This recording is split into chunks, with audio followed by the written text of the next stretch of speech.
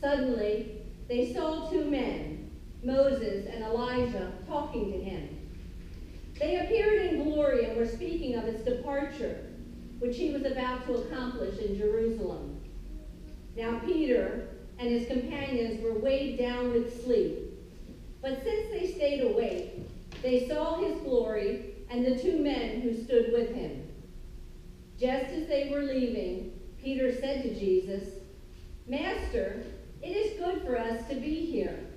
Let us make 3 dwellings, one for you, one for Moses, and one for Elijah," not knowing what he had said.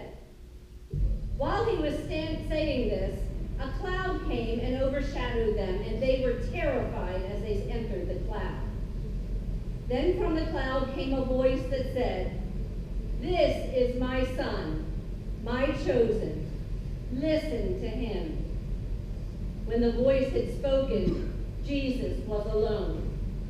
And they kept silent, and in those days told no one any of the things they had seen. The Gospel of the Lord. Praise to you, Lord Christ.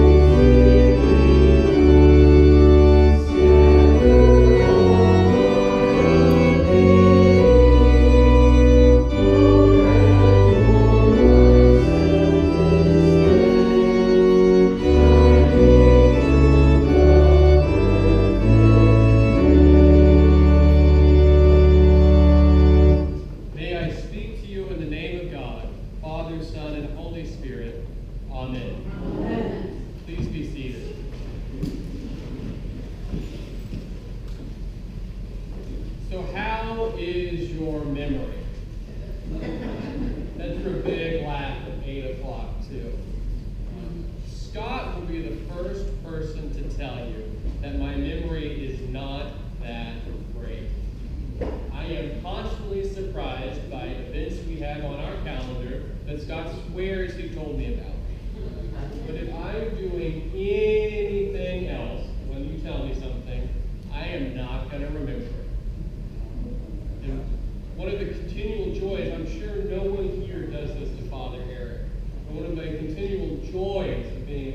preach before he became a chaplain was that right in the processional, right before service started, someone would come up to me and say, Josh, now I need you to remember that we have got to do this thing.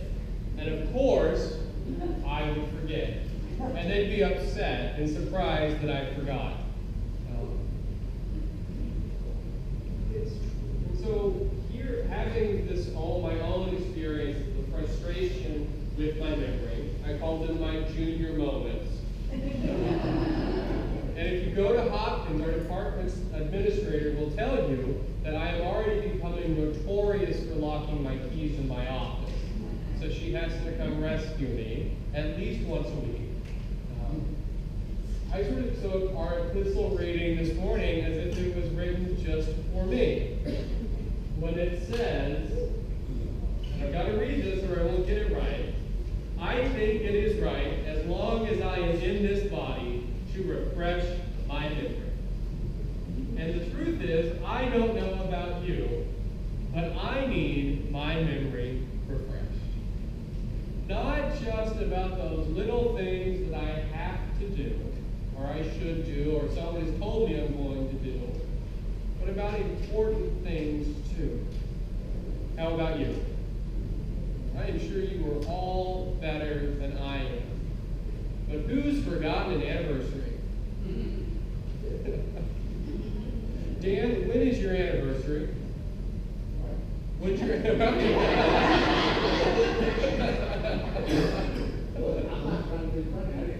Oh, when's your anniversary? December the 1st. You got a thumbs up from Janice. I won't. And do you remember when you were baptized? See, you wrote it down. January the 28th, 1940, at Trinity Episcopal Church in Portsmouth, Virginia. All right. That's better than most of us can do, I'm sure. Leah, when is Ace? I know. I know the people I can do this to. When's Ace's birthday? Well, that's an easy one. January 21st. Okay. 2004. Good. I mean, I'm sure that you're more glad that she knows that than the rest of us are, Ace. Yes. That's funny you saying something like this, because I heard that a woman's mind has a file for the dates. And the men, them kind of, that's why they forget more. Right. Because they rely on the women to remember all the birthdays. It's true. It's true. I've seen it on TV. That's the way it works most of the time. If I don't have to remember something, it is gone. The advent of GPS means that I have no idea where anything is. Because I don't have to know that anymore. Because you can get there anyway. Exactly. And now that I have everyone's phone numbers in my cell phone, you can't ask me to remember a phone number. It's just not the way our minds work anymore. Kids don't remember dates and numbers either. Right. If we don't have to, we don't. When I get that nice little automatic reminder from my phone. But the truth is, memories can be powerful things too. Most of us have a hard time remembering random dates, don't we? That was the worst part of history class. But when there's a memory, when we associate a story, we can remember it. And some of those memories are so powerful that they take us back to that original experience, don't they? That's why we can remember things like our wedding anniversary, or when a child was born, or if enough people have reminded us and told us the story of our baptism, why we can give that date and place. Memories are powerful. But they're also funny things, aren't they? Because did you catch the differences between the story of the transfiguration that we heard from 2 Peter and Luke? Peter comes off a lot better in his telling of the story, doesn't he? I mean, Luke has this line, and Peter said, Master, it is good for us to be here. Let us make 3 dwellings, one for you, and one for Moses, and one for Elijah. And then here's the dig. He did not know what he was saying. In Luke's story of the Transfiguration, Peter has no idea what is going on. But when he's at the end of his life, reminding all of his followers what is of first importance, he brings up this story. And he looks pretty good in it, because this is proof that he understands who Jesus is and is a trustworthy witness to the gospel. I'm sure none of us ever remember ourselves better than we actually were, do we? That's not a temptation any of us have. It's the way memory is. It's tricky. We can't always trust it. And yet, we need to have our minds refreshed. But would any of us that pick out the Transfiguration as something that we need to have, hold on to as first importance when we're talking about the story of Jesus Christ?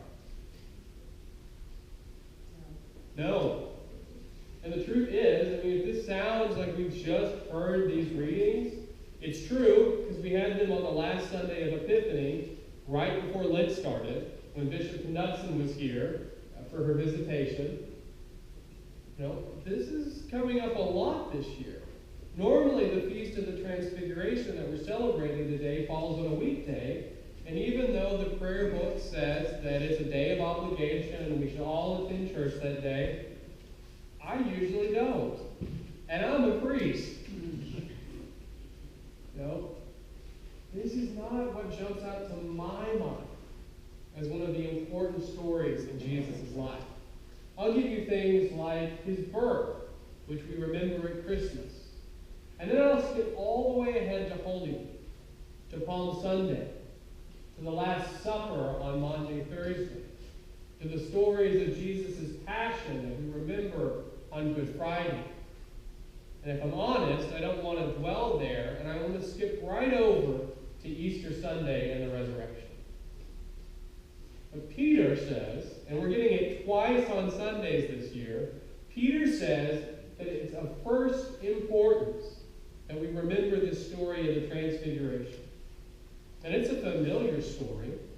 This is not something any of us are hearing for the first time, is it? Most of us probably have heard it as children in Sunday school. This is a good Sunday school story. Things happen, it's interesting, there's a narrative flow, kids are interested in what happens, even if they ask questions that we don't know how to answer. Right, Leah? Yeah. Being a Sunday school teacher is one of the hardest jobs in church. If any of you who have done it know it. This isn't something that we return to time and again. And yet there is so much to remember in this story. We have a voice from heaven that proclaims that Jesus Christ is God's chosen Son, and we should listen to him. And this happens 2 times in Luke's Gospel. Does anyone remember when the first time is? It's another big event in Jesus' life. The baptism, that's right. You were all ahead of 8 o'clock. Not that this is a competition. This happens at Jesus' baptism. And important things are happening in Luke's story, both of these times. At the baptism, Jesus is preparing to begin his public ministry. And now, at the Transfiguration, he's preparing to end it. I know that sounds funny. We're only in Luke 9 this morning, and there are 24 chapters of Luke.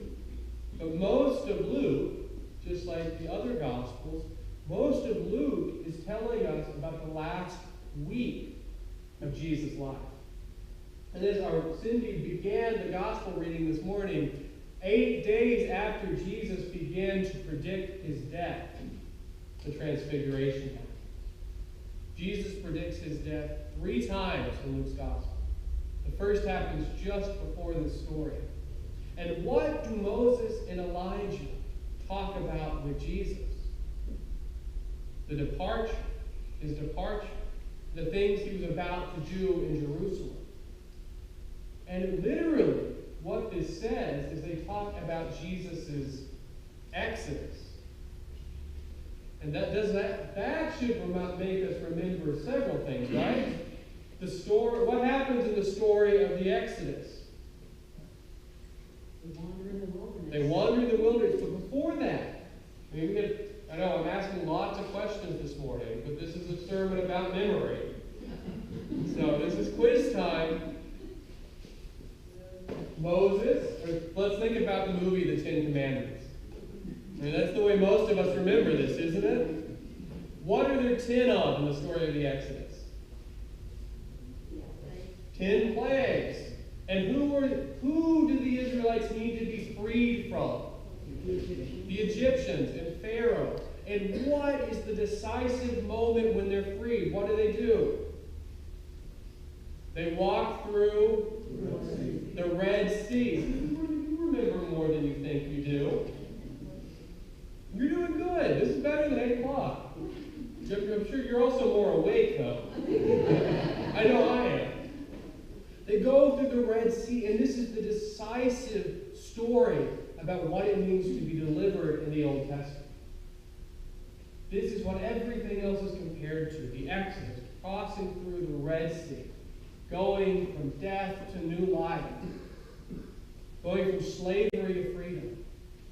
And it's remembered every year by Jews all around the world at Passover. Who's ever been to a Seder, the Passover meal? All right, and what happens there? What happens with each piece of food that you eat? You read Scripture, you tell the story. This is why we eat bitter herbs. Because our ancestors were afflicted in Egypt. You tell the story of why this night is different than all other nights. And in retelling it and remembering the story, it's made real. It's made present. And the church does something like this too. Every Sunday we gather around this altar and we remember. We retell. We say on the night Jesus Christ was betrayed, he went to supper with his disciples and he said, "This is my body. This is my blood." And we remember. And there's a straight line from the Transfiguration to this.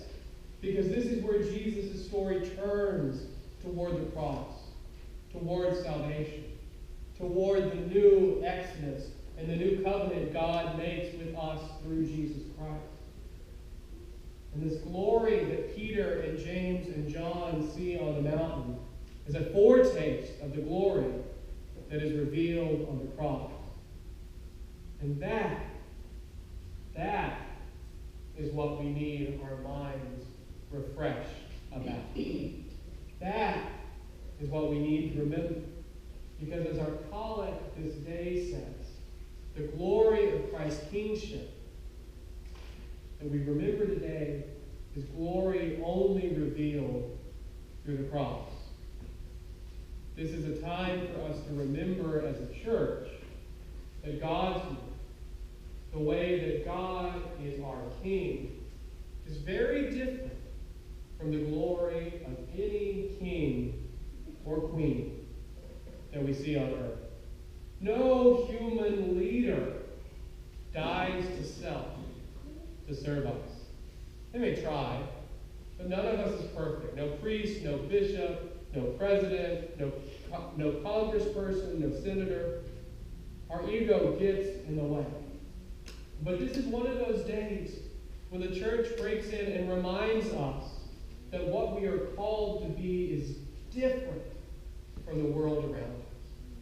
It's always different from the world around us, no matter who sits in the governor's mansion, who is president, whoever, who is bishop. The way of Jesus, the glory of God, is revealed in suffering, is revealed in humility.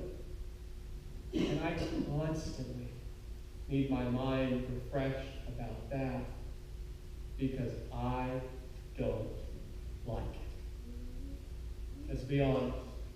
I like to hear how great I am. But that is not what it means to follow Jesus Christ as his disciple.